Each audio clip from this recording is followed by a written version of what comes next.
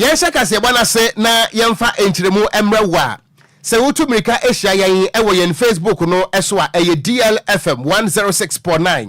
Na wadwenchire ni nyina nso ya beje bomode se obe like page no na afi nso wa hye nso amayen. Kase bon na hyase enie. Mene wo ekasai Office of the Special Prosecutor Yewura Kisi Ajaben wade enipa biensa bidin ababetu dwa ye declare wonom wanted ni nyina no ene se ehwehwemu bi a ekoso efa corruption ana afenso no eye corruption related offenses no enipa biensa ye kasa ye declare wonom wanted no wonom edi muntintiman papa na ye kasa yi wo mo kirem se wo mo da so eye suspect ewo Special Prosecutor eni so enipa wodi nkan a ye kasa yi ye declare ne suspect eye Anthony Jesse na emrane miensa ana ojeso ne din Anthony Jesse no wo san friend Nana K Jesse a wajeso ana Nana Jesse a wajeso anasa Nana edi miensa nyina so no wajeso na abrantie yi ye wo no 29th September 1989 aye kasa yi wo 34 years na Jesse eyobi a ne tenten no eye 1.73 meters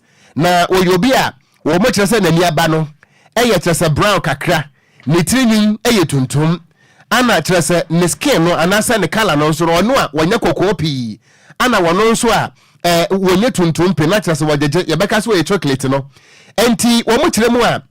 Jesse eyobi a baabi a wote eye agen kotoku ewo Gan West Kropon no emu na mom sensi ana wo mo hwe na kyerɛ kwa no eye manta makoma miensa ana wo de wo mani abuo se anhwe ya Jesse eho na ebia wo hye edin kan enkra pumpure mantamu de etoso mienu eye puye mantamu de otoso miensa eye Asante mantamu na wonom etirem se Jesse eye obi a nabusuafo ni bi eye Sesa Kofi ana Ibrahim Faustina Kwabena David ana Abeku Fen de otoso biem so eye Emmanuel Newton to mo tirem se enipa ya yabobo mu de no wonom eye obi a kire se abrante a ne din ede Nana K Jesse a ne dia nkasa ede Anthony Jesse no kire se wo be wo mu yi papa na wo mu ekirem se boni a akoso ne nyina no ene se watimi ede ne kise ne ho awuram ama kise corruption, bribery, abuse of office a kire se wo nkasa wo de pa ne ho emfaso na wo ba ye Facebook no so abrante no a ye declare ne wanted no we no eye official details a eye wanted list eye Office of the Special Prosecutor ede ato emontre so a ene enamba bia pa na ye Facebook no so abrante no eda so ene ni details a mede to da nyina so no egu ne nchen a Office of the Special Prosecutor ana ede declare abrante wanted ya wo ba ye Facebook no so a eda so yi na wono mo ekire mo SM abrante a wono so etoso emienu ne din ede Francis Asare na ye wono February bosum da edin kan eye afiapem ahankono aduakono enson eye 1st February 1997 ani ye wo abrante a wono so ye declare wanted eye Francis Asare na wo obi a me no kasai afei an wanya 27 years na Asare eye obi a wono so nani aba no eye brown kakra ana ne tirinyi eye tuntum ana ne kala no so no wojeje kakra wono a wanya kokko ana wono so a wonye tuntum pi so anso eno ntemu nsem ewa ha na Office of the Special Prosecutor kirem se wono so abrante ba bia wote eye na address no eye new fadama ewo nkrai ha na emom se sia na wo mo hwehwe no wo betimi de wo mo ani abu se bia na wo nkrai pumpuri mantamu anase epoye mantamu na wo yobi a wo mo ebe no se busuafo no eye Sadia Al Hassan eye Sesa Kofi Ibrahim na abrante Sesa Kofi Ibrahim no ni din esa kopie yi ewa Anthony Jesse no so details no enu nti Sesa Kofi Ibrahim no minim nipa kora wo ye a kire se de asie nyinam ni din ewo mu saa no na afen so no abrante a make us ye declare the first wanted no wono so yobi a manebo no kirem se wo ben abrante Francis Asare a mekire Anthony Jesse no wo mu kirem se wo yobi a wo ben wono so papa ntisa wo chi we a wo besa chi we na wo mo ekire mu ese de enti a ye declare wono so wanted no ene se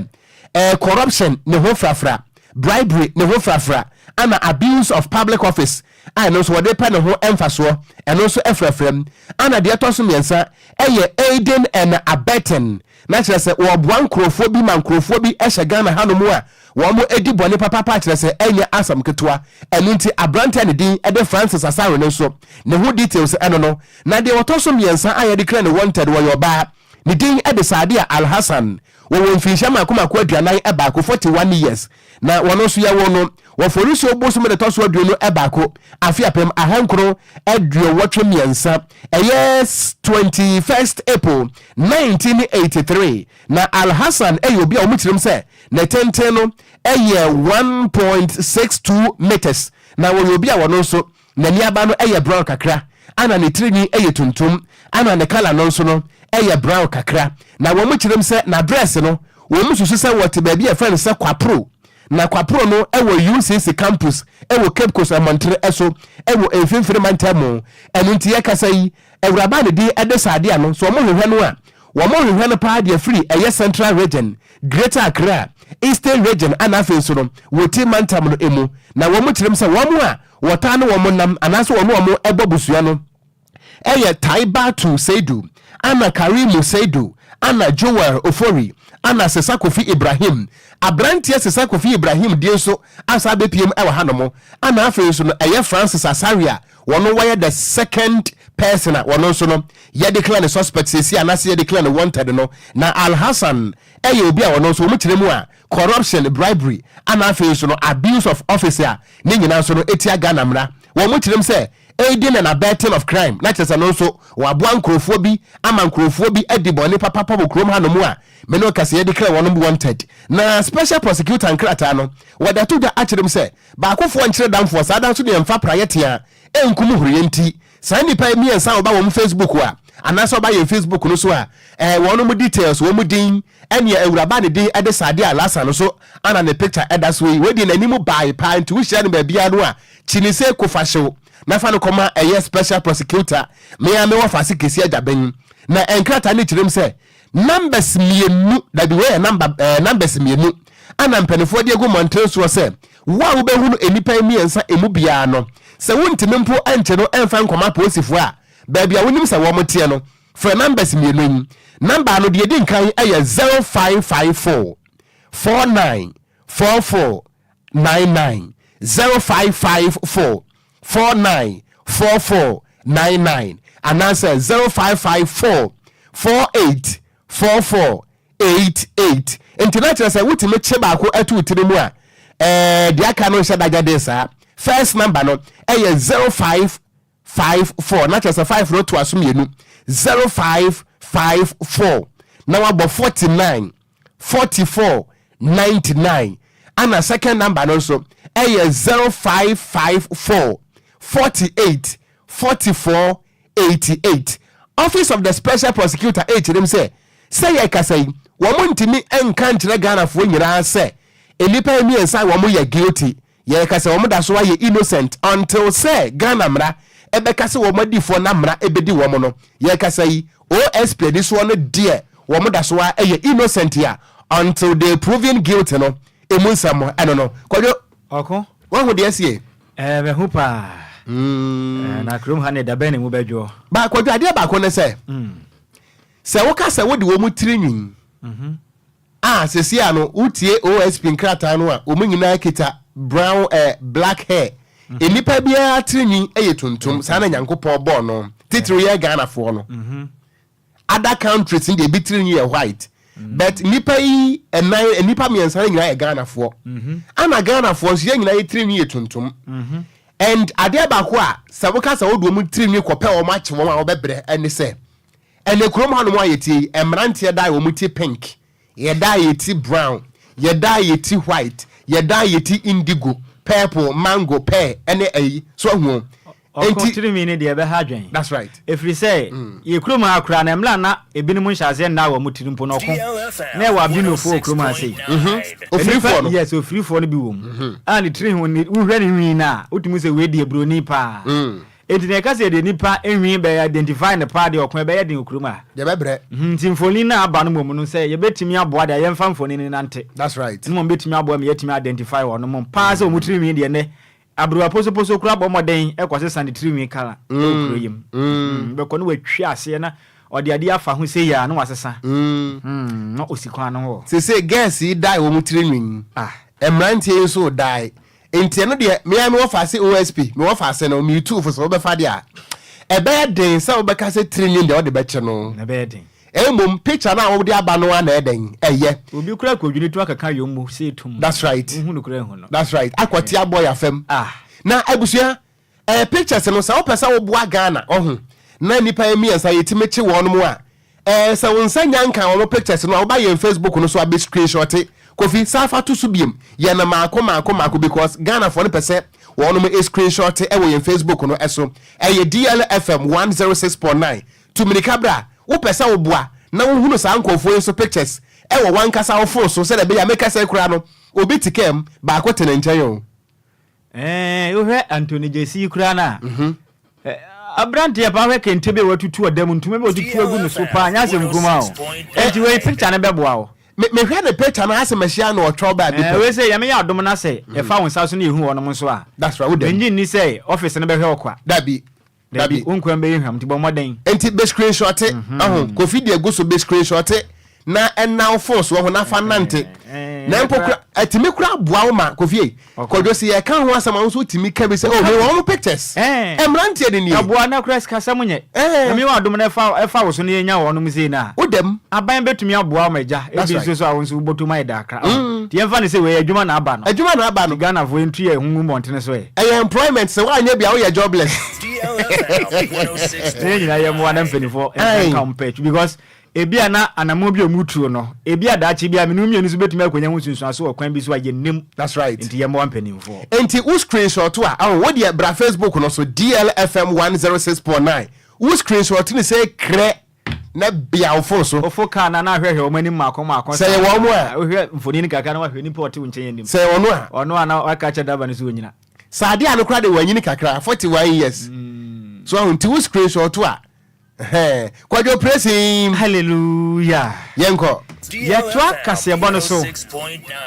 yemmo mfawura mu e ma sebedwane ogina mu de ma adehia wonom ewo noton abeto mpesiwa so Samuel Okugyeabour Ocran Nhyiraba wakase chirim se ye kasayin or the petition and the 10 pa e de come office of the special prosecutor say wonye nkrata no miebiem no omomode amfa ne nan evansi eye dere ekoso a ene omaga na ban abon homoden ode eye service Ghana Auto Group Limited ene wono mokwa ne nyina ne say oman Ghana hihye bia mpanifo akoya ne say ne ye ambulance ahodo no spare parts bi ne say koba se ho tochema say adwuma ko ne koma wono no mutumi bo no msesa eye part ne de mayen no musiesie ye ambulance ne de ma oman Ghana no mukirem se dabi uwe sika botene pa Ghana fo atam say sika we se kwa akoya sa de ne de Samuel Okugyeabour Ocran akirem se sika no esondodo wadwene ho a se won tiase ya da se mpanifo betena se abo homoden atu sa na mo etisa o kirem se anamo Ghana mpanifo atu ni se sika hodo mo ye mo adwene som ga koma sa eye service Ghana Auto Group Limited no eye $34.9 million sika we yes kakuma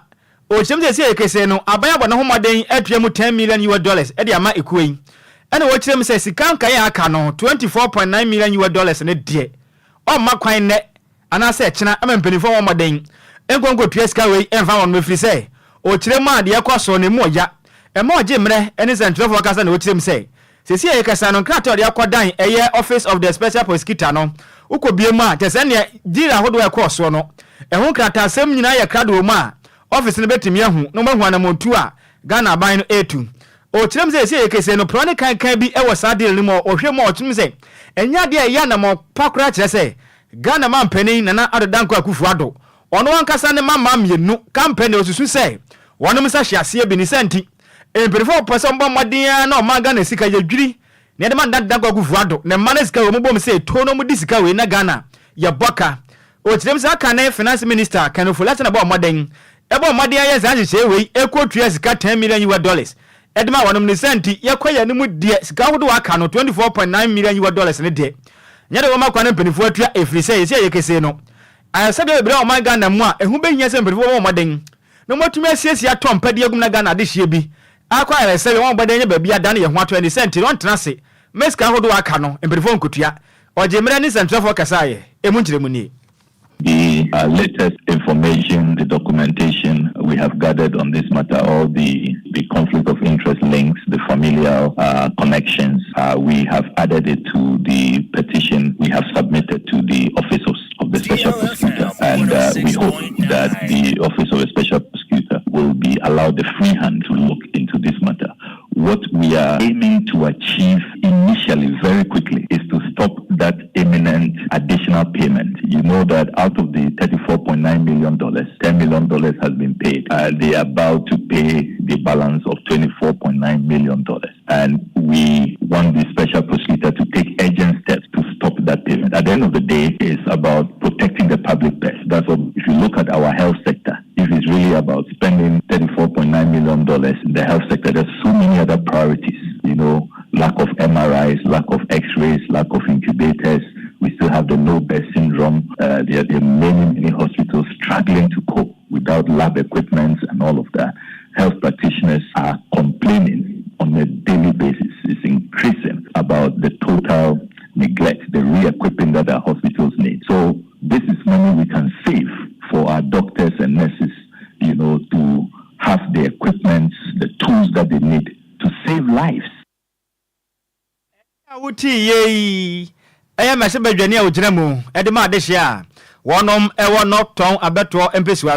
Samuel Okogyeabour Ocran Nhyiraba and our Tiano. Yantua we are prem to break us ebono esom. Ye di free enkran pumpure mantamo a sansa krokotia ko a DL wahanisia.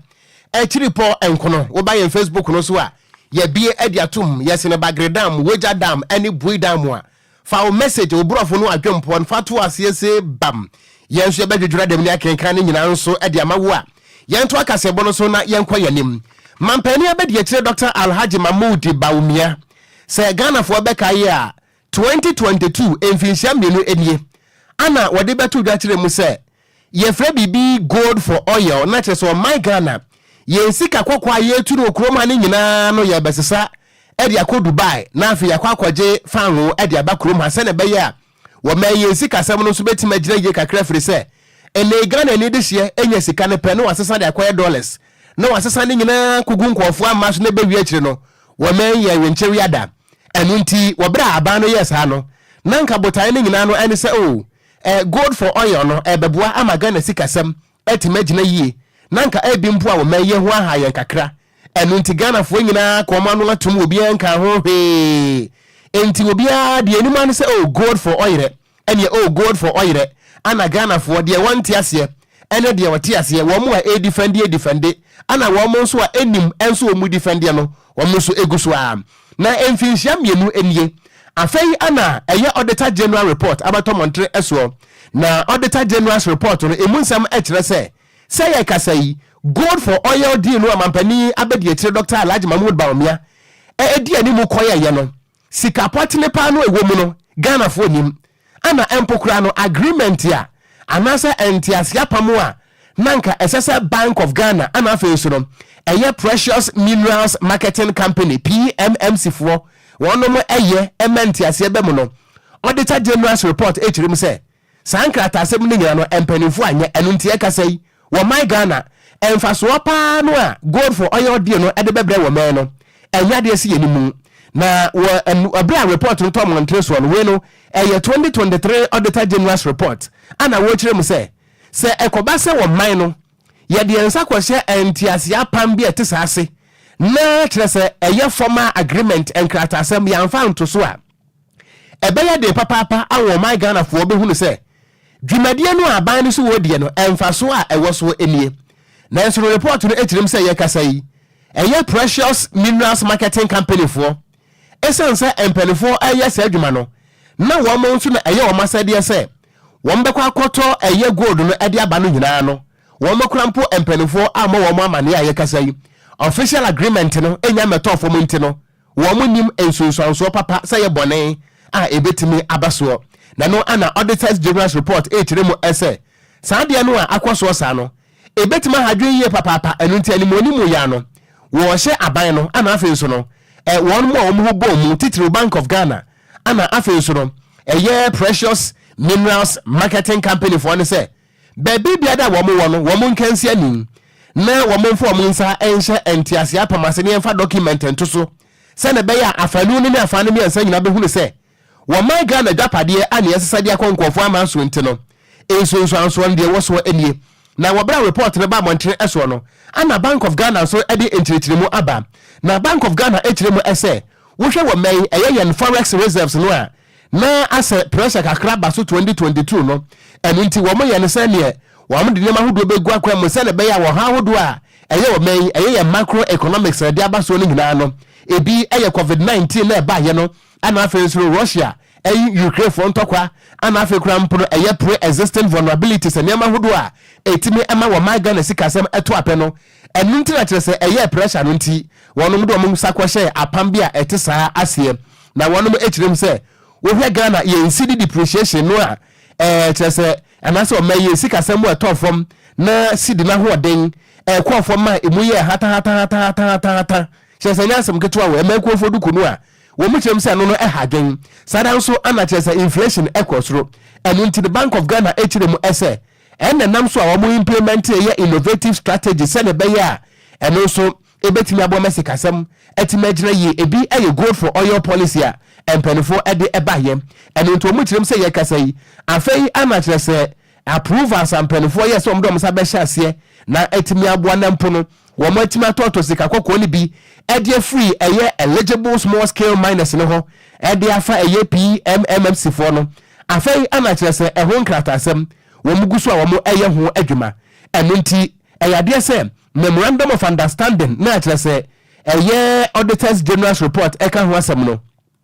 wo mo assign de na mbom afei ana empenfo behwe na operating procedures shahodo any formal agreement ni nyina no so no wo mo nsa etumi aka na so auditor general report echirim se animo ya no management akire se wo na Ghana yensi kakra bia bata Bank of Ghana wo mo dano no wo mo hwe se formal agreement no empenfo betimi dia gu akwa mu se ne be ya gold ahodo no a efiri wo man mu akọ enkofo amanso no eye precious minerals marketing company for so ebetimi aya we na ebre semu no wo man yenkokura ne hurehurei we aye auditors general report wa abeto emontre eso Kwadwo yento aso yeto akase bono so ane yembo mfangura mu e wo man Ghana ya mahye bedwam na dom kase wo mahye bedwam wo mba no dini honabo Alexander Afenyomakin onu kura na ye mahye bedwane ogina mu edema adesha wormo efutu abeto eye mpesua so wakasa ekiremu se Franka tuni de ma ND semanyuko no o mampenda da John Dramani Mahama yesi amekesei ehube hia pass oba ne ho kwan na ne debate kase echenkireki akoso manga no wabegyina mu na ne Dr. Mahmoud Bawumia ono so eye Franka tuni de ma MPP amanyuko na kosi aka na Ghana fo nyina ehunu ba bia susan ede bode hono ebefa ode se wade tudwa e wane ana no brade etwa mu je se ne eye media budget review akoso ma se bedwam eye Dr. Mohammed Amin Adam ono no oye oswafo odo man Ghana sika sama no obewie ye pe na fo market kirem se dabi Ghana fo kasa na dom ko ma se bedwam po de mo ye no man Ghana mu no esusi ni kroni senti ehu behia pa se Ghana fo nyina pese wono mu hu se ne NDC amanyoko yi banu dini as openi po tu Frank Adawa mo mampenda da John Dramani Mahama no abakọ wayebe obeye bi da Ghana fo nyina soa ezezene insu asoa nsa no mahu de mu otuo ebnya dankwa kufu ade na pan Dr. Mahmoud Bawumia ese amekesei oya Franka tuni de bambia amanyoko no so Ghana fo hu de ombetimi ayo ne senti enani sifo na twa mo aboa so pa no o man Ghana ese egomin ye ho akire o manya butu na o manyi sei na o kirem se dabi pempenso ado no ade ba kepe betimi ama Ghana ha nyina sa atem se din ne ho nipa obetimi aboa Ghana ma Ghana mpuntuo atimi akoso ne nyina ne sei afanu menu wan kwagina simpie so na debate chenchenchen koso ne bisa wono monsem no obia nka de obetimi ade aboa man Ghana na afin so ekwanya wonyanya no boade boa Ghana no sunsanso a o man Ghana so anya okasa lo cheme se yekese ne Dr. Mahmoud Bawumia de wa ye krado wa ye ready se de be body din so o megina simpie to beba na momo no endi se manyoko no enka nkyera wano Franka twini o mampenda da John Dramani Mahama se o man ho kwan na nne o man ho mode yanko pia ma se betwam na nne enka debate chenchenche de entumi nkoso entumi muwa no na science ma wodo yo mokeka ade fa na ho za ise osuro Dr. Mahmoud Bawumia fi se digital power de begure ni mu asese to ni senti papa mbezo o man ho kwan akogina simpie so na nim gwasi abanti na otwetwe na ho san okase wo chemse se yekese Ghana fo nyina e kirem se o mu hia nsesa efe so mpuntudwuma nkoso enyuma nyina egu ebio nso enya de enyuma ekoso ma Ghana ni senti ade ba ko betimi aboa na Ghana fo nyina hu MPP amanyoko no mu gidie ana afi so NDC amanyoko mu gidie ni nyina so maden ko gina simpie so no me debate enkoso na no koso pe Ghana fo nyina betimi hu amanyoko mi oni we ni obia ne modem bo ne ne mapa or what the Magana, or Jamaica Kasama Sibedrum, Emunchemuni. He's a man of facts. I'm sure he wouldn't want to challenge it because the videos are there following the flag bearer. But Mr. Speaker, it is important that your MPs should not just follow your flag bearer. They should encourage your flag bearer to make himself available for a debate with Dr. Bawumia. Because you are, Mr. Speaker, in this election, we should make available facts to Ghanaians. And I would encourage us as parliamentarians to urge upon our flag bearers to avail themselves for a debate. We need a debate. The way we debate in this chamber, Mr. Speaker, it's very important. And this is a call I'm making as a leader of the House, that let us encourage debate so that the name calling, the insinuation, the toxic nature of the political space could be brought down. DLFM 106.9. Any OTA, Domakasia, or Massibedrum, one Banu Dini, Honorable Alexander, Efenyo Makin, Nene, and our Tianoko, not debating so the account of Mukau. Na said Bebaswo. Omonquaye. My main kind free her. Obete the free house so bad. Ayo. Won't you say? I'm Metiasia. Sir, me can was a Sebio, or Lumba, I want to Nana Dabi. Ain't it majority neck can say? Majority for neck, as young minority white. And a young co. Young Twaka, bonus where that's where them, Ghana, Yamra Shibegafie. Now, Wabra Yera, Alexander Kwamena, Afenyo Marcus, and see ye pet, and a minority no, yes, you are treated to say ye. Now, Adam Kumano switch them say, Dr. Alhaji Mahmoud Baumia. Yekase wono ana ye leader Emma economic management team enu nti o magana sika samu ato api woni muhu bi pa enu nti we wo monka nkwa chiri sadie Dr. Mohammed Amin Adams anta finance minister abakenkan media budget review no emrahibedwafo nko asade se wonom ebebobo ho na wo mo aye debate no parliament efa sa media budget review no ho nanso we de wo mo to nsa e de Fred Dr. Alhaji Mahmoud Baumia say wono na ye fetchese leader Emma economic management team no enu nti bia Ghana sika sema kwa kodri wo mo invite no wo mo to nsa de afre no say so wo pe debate aya wono minority for na ye krado pa say media budget review no ho debate no wo mo invite no enu nti bia wo hye bia no wo mpie na wo ba ye Facebook no so a enkrata hodo a we no aye official invitation minority no invited Dr. Alhaji Mahmoud Baumia say wabra na wo opposition no na yere say wo economic messiah enu nti no say bio economic messiah de woni wudwumedie no kwankwan nua se bra na ye ni wo parliament he ya na say wo so wo bema na say wo so ye flag bearer edema MPP na ye kesa wo da so ye leader Emma economic management team no a we de ekwan na bie bra parliament ya na ye to nsafre wo free say kane mampani John Dramani Mahama no a opesa won ne debate no won to no ba bia wa mamum eno nti minority ne say Dr. Mahmoud Baumia epe debate ya wo mo to nsafre won no say wo mra parliament na media budget review no debate no wo mo to nsafre no. The NDC minority is in parliament is inviting Vice President Alhaji Mahmoud Baumia to participate in the debate on the media fiscal policy review of 24 on the budget which was presented to us yesterday. The budget statement and economic policy is scheduled to take place tomorrow, and that the debate will take place tomorrow. So we are calling on His Excellency the Vice President to join the debate. The debate begins on Thursday, 25th July 2024 in the Parliamentary Chamber at 10 o'clock in the forenoon. The minority is extending the public invitation to the Vice President, giving his notice as giving his role as chairman of the economic management team of the government. Parliamentary rules permit a sitting vice president to participate in debate on the floor of the House, and this is stated in Article 110 of the 1992 Constitution, and this is a copy of the Constitution. So if you open Article 110, it says that the vice president, a sitting vice president, is permitted to take place on the debate on the floor, and we know that he is hungry for debate despite his poor economic performance. So we are waiting for him tomorrow. Person to the Vice President call for a debate on the economy. This invitation presents Alhaji Baumia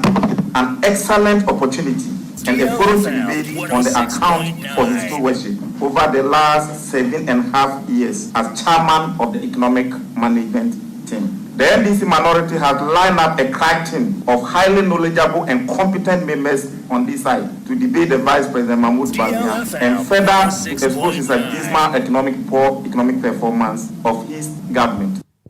Enti wero yewra Ahmed Ibrahim wono ano ye mrahye bedwane di ma NDC ewo banda ano wo kire se Dr. Alhaji Mahmoud Bawumia aye krado na senano aba minority no so ano aba our maths have come. Enti se obeko se onko enkrani beka se iya obaya or not yo ibaya Kwadwo yi oko what enkran o enkrane de metina de okan e mante o say ya obaya or no ya obaya tire se obeko ana se wonko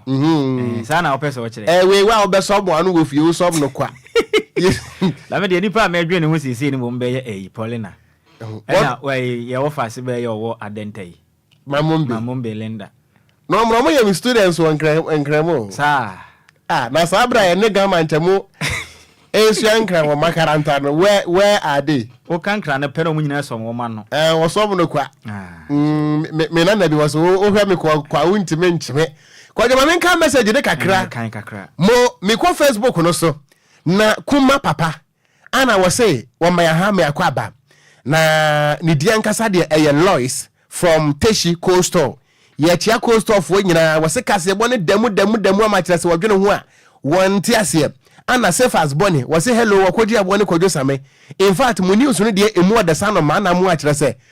was say dem Tema community 3 ye da se ana Bills Brown official GH and was see good afternoon we take us a bono ehwe life Eddie Free Gassam the nation's builder and was see DLFM una pu adronko na nana adwen pa hene we dia sempa otoso mienu was ensem sisi ana Richard Ahwe DJ Ghanaman was see we biemu life kire FM image sounds e we gbechiri and was say kase bono edemu amache so dwene ho wonte ase na DL News ewura tokuro bia mu na emu adasa no ma namu a wodwene ho a wono so ntia ase kura ana wodo edifritama wose kase bono edem papa e wo hono mu a eno so woni edom ne mpempem etie DLFM yeda ase papa ana we say was you guys are looking beautiful adwonko ye Kwadwo be man was ye beautiful no eno anu no a se be ma kamfo no nyonko be ma so ye beautiful a na opese woni Sam George ene lawyer Moses for money mo enya case ono o mukonya asem o ono mbenya case na nsa ya wadi aba anu wase good work ya da se wase DLFM number 1 na opon wase afra no da chenhene Nana Kwadwo opon bampena se wase I'm watching you live papa ya da se ana wadi emojis na ba kire se wa filia na Abbas Austin ana wase great news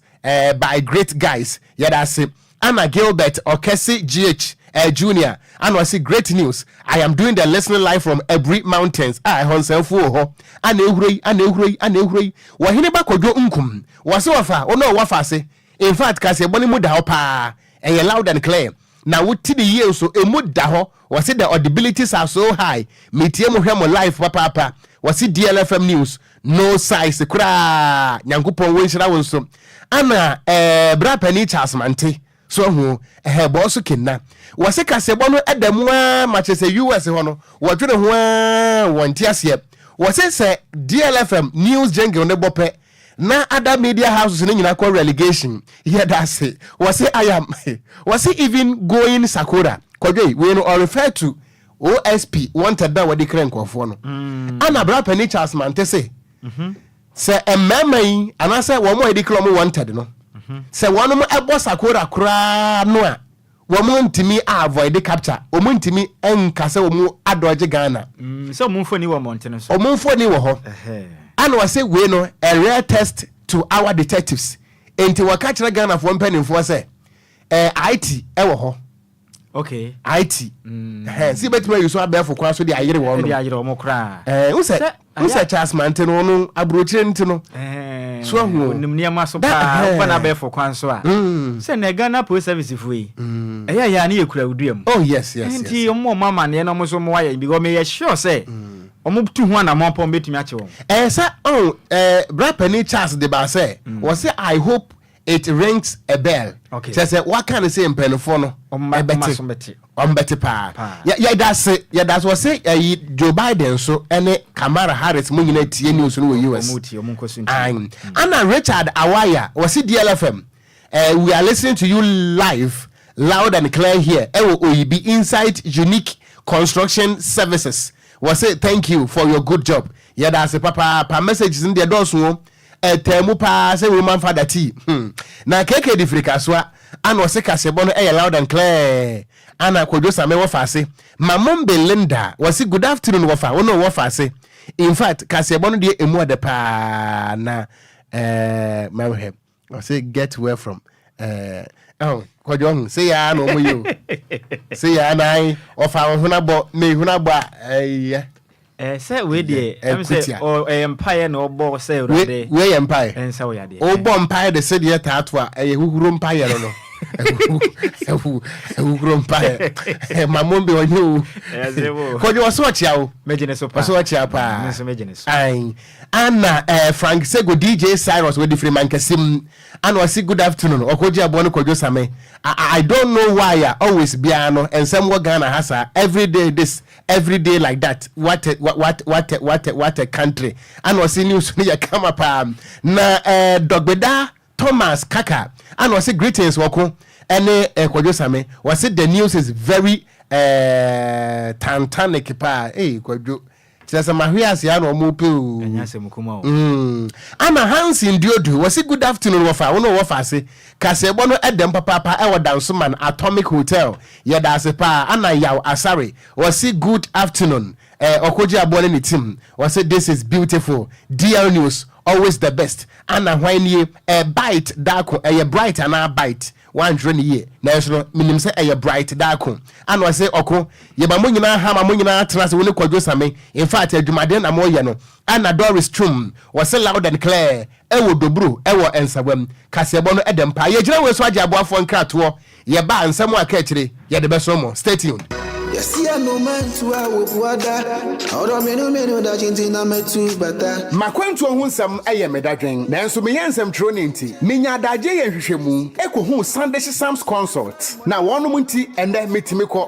ba. Menya abrani adaje ekenkan ye. Eye investigations about womo. Ana me hu say wo apply for visa assistance enfeli efri say wono ewo track records. Madansi die nie. Ma me ntrel. Sunday Sam's consult edi Britia webi ebeje o visa amount. Say wo ko United Kingdom, Canada, Dubai, Poland, Croatia, Nafe Kradia, Serbia, any Greece nso abeka ho a work permit etechiri. Ma menchira wo mo echiri kwan. Sunday Sam's consult ewo Ofanko barrier, Asofan, our Bay Wise Park Hotel, ewo Asofan New Station honomo a. Phone number 0244 291546. Email address nso samuelowusu626@gmail.com. Yeti ehudi enti, we connect dreams with opportunities. Emanenye wadwendwen, frɛ wonom na nso bedi adanse Enquires media. See no man to our water. Hey, anokwase fix my ride adwumayekoi ama omanfo ebopre mine etwetanga egu yeso okrom ha papa se eja Ghana ha wo mu ni abenfo a wo mu sisi accident cars man ye se car ya manufacture na neya wo mu bomode eye engine tuning, overhauling, body works, oven spraying, air condition service, upholstery, electrical works, automatic gearbox repairs, maintenance na general car servicing bia se wo car dada anase asay na pese woton frɛ wo beto de amount sesia wo mo woton kai beto car ma free so your customer there and as all the accident car ba be mark afofo se etwi enu so free she fix my ride limited achieve pan wa Accra Academy School no enchemu ho Odoko police quarters kwano so Atiko Junction Goyo fuel station no echi Kaneshi Odoko highway one crime fresh 0303 944 880 0202 227 660 0540 556020 and our website www.fixmyrideghana.com. Fix My Ride, own the finishing. Yes, I'm a Ghana for Aquaba na yen kind messages me and Sabi ewa ha na fe yen twaso na Ewua Francis was a kasebono e loud and clear pa nemu baby a wutie yen ehwe yen fredi e wa mfa ama ana yaw asare was good luck so ya dase pa yaw na hwan enie apodai senyo ano say hello wafa ono wafa se kasebo no emuda ho too much was DL news always the best was say I open it to the last volume and I even use glue okay to cash hey Kwadwo ti hey was say baby I odi volume na to no hey we ya ne dan ehum ni aham betu entimu ntim firi ho and was we biemu pa ana Millicent Chum was it good afternoon okay was it the news the be keke keep up the good work I am Millicent Abena Rasta from Teshiko store Abena Rasta Urade Abena Rasta enti Kwadwo ya dan ho na fei ya de agopramaso nsam atwa moso stay tuned. It's official. DLFM 106.9. Abusia enare mayama wa ha ema wa kwa bamfamra DL 106.9 FM kasa fidie so ene yawada ewia promtobre kasa bo somre redo se yesin konya na gudie wonsem papa ya boaboa no na abusia ya gibre na yebesane mu ediguo edema Ghana nsamwa ena nkrofon kroso de nia etofem sesia latest any exclusives no ena ya boaboa ni nyina no abusia yede eba besom wo somfo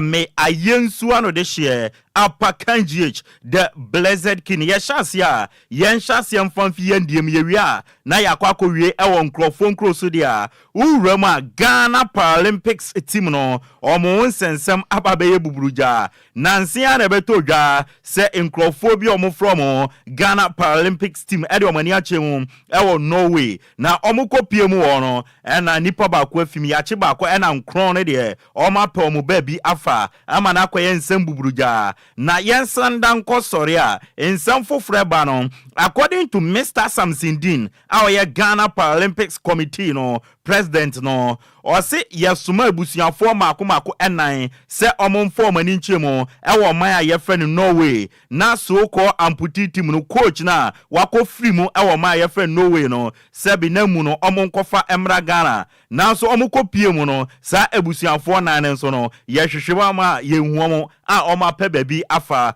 we ne nsema ebobo ba Mr. Samson edi atudwa na Ghana ne awon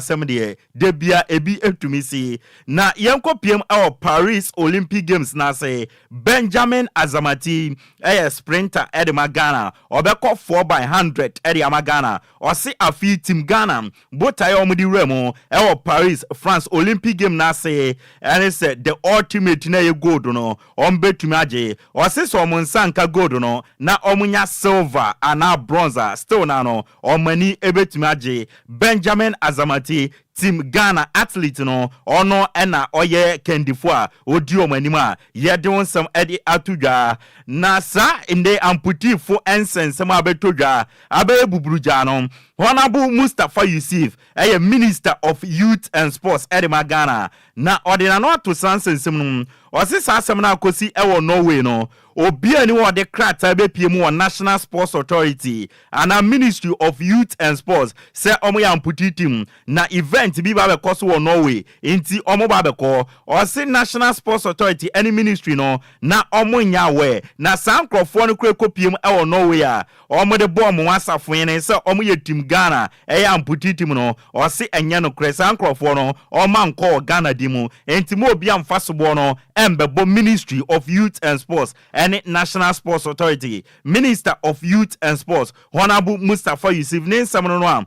odi atudwa yedi amao na Ghana mrantie si aka wa manone no yam form wonsam amfama dia Germany ne yesha se afi Black Stars of Ghana midfielder your friend Daniel Kofichire Aguable no the most handsome African player currently na Daniel Kofichire abrante nanse epra ene ni diakon last season for 18 months months onya anterior cruciate ligament injury ekotena chira no ntumi mbobo nyame ye na dom ema ni gina ne nanso a oni bobo ko FM Freiburg kra no o ma start prison nanso ayo osema eba echema abrante no asa fele eye complications bi ewo ne nan mu a ekamia say pranum asa abre na report eba ene se okọ surgical procedure na wakwakwa assess the extent of the injury na omenwu kwan ombefa so asa ne yare nso we yare osema efi abrante a your friend Daniel Kofichire na kachiba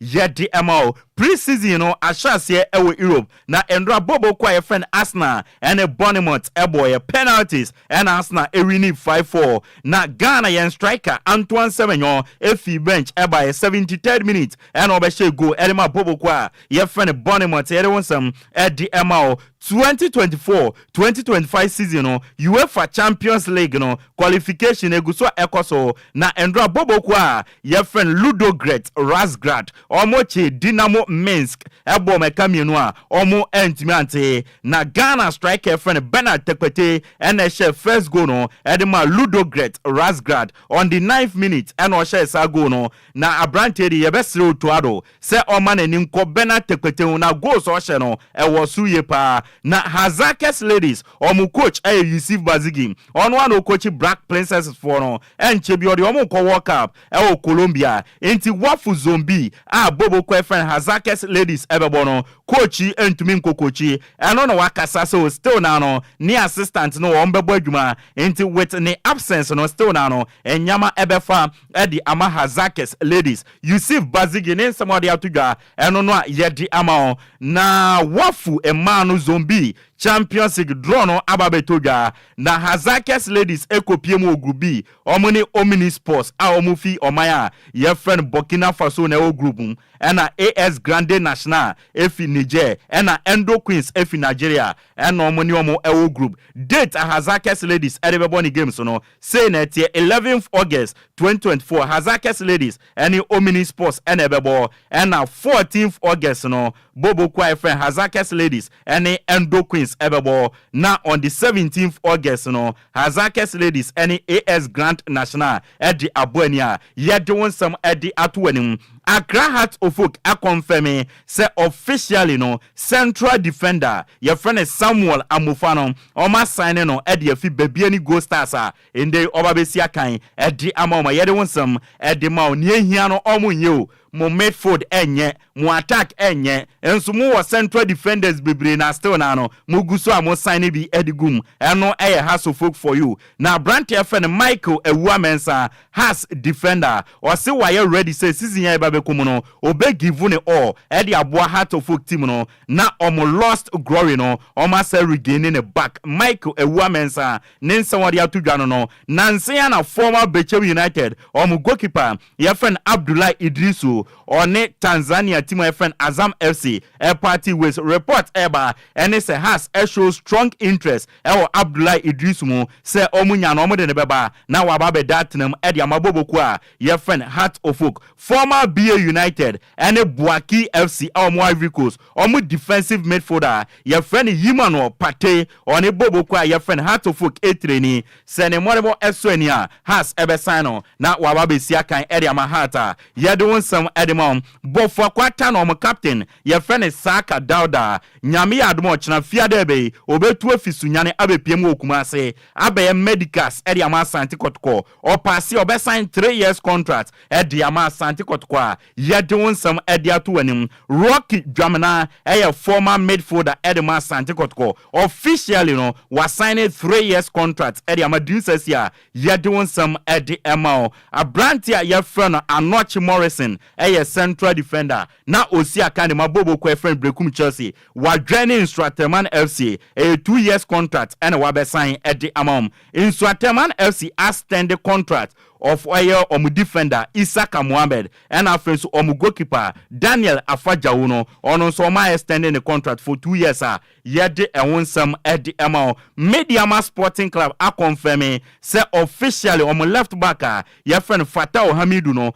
transfer no at the Egypt club your friend Gazo Mahara ho enokosina kanya yede won some at the amount yamfa fie 17 na yenwura ewa manone dia Olympic Games no eguswa ekoso France na endra ena mema no under 23 football no ehase na result epiepie mu no say ena etie group A no ndra Guinea under 23 etnase ema New Zealand ebo mekami no omo timo baako France under 23 omo share 3 USA entumi ante Argentina 1 Morocco 2 sa game we enwon sensem bebre anwumre ba yedi ebema Iraq 2 Ukraine and so 1 and your group B uram group C 1 Uzbekistan 1 Spain 2 Egypt 0 Dominican Republic 0 and a group D no Japan 5 Paraguay 0 Mali 1 oma your friend Israel so 1 nyame adoma emano omodie no enene ehase group A no about 3 p.m.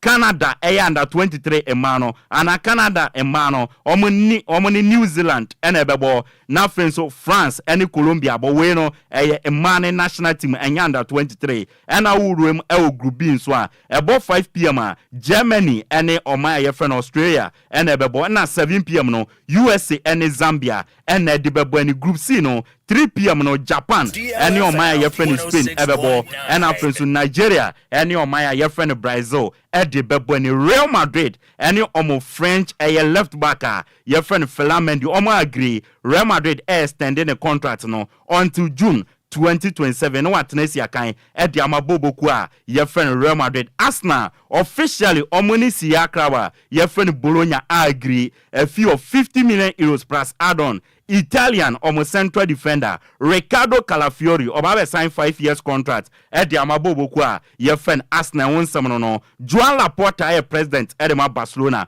o se Barcelona sika sem no se de nkakra ye better enam kwanso a enyama eba back to normality into ombetumi aye signings awodo e de ewrem e Barcelona team we enen some Joan Laporta Eddie Atudwebusu yenyira Joan Laporta insensemi so na gudie mu nsema yede be down no yemfansi mi amede nsema ne ba di ameje so no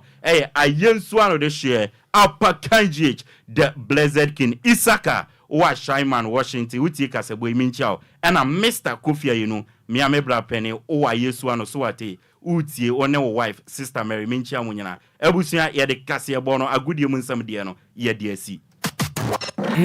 It's official. DLFM 106.9. Yensama Ghana for Akwaba. Na ebusuan sama hodo awie yede ebra muono na wie ye no an yede eba no na Ejare Thomas. Nia mini ekuma Ejare Thomas. Was say the news is loud and clear. Ewo eye Sakumono Estate Junction. Yeda se papa wasi DLFM always the best. Yeda se na kasebono yede si champion Kofi Taylor ana edeyan ekọ Facebook no eso na se nyame adomo sakrament empire timi yadwuma Kofi empire na yadwuma sesan oba na besesan wan so stress twan kwadwo AJ Creation Janet ne Neba Paulina womu se womu tie ne life power Christian Village ye chia womo ho no womu no map ni ye yo enye pillar 2 okay ye Christian Village one ye Christian Village okay nti ya womu nya pillar 2 na ye draw Accra map ni ewukroma minchi akese enko mepe wo masempa nti Nyankopon nya wo kese na onton supamu wo na empire bo ho ma wo bo a emmem Nyankopon nya wo kese no mo ye mfiamfia akese no muntime nya omo nim de American sikase mu okay ene bibie mu ene bankum kano mate bibia mu no ma me nkwa me nipa bone ni me kase bankum efise bankum di omope ade omope nti Nyankopon nya wo kese AJ Creation ombe wale nso a omunya mema ombetumi ahwe wo mu yi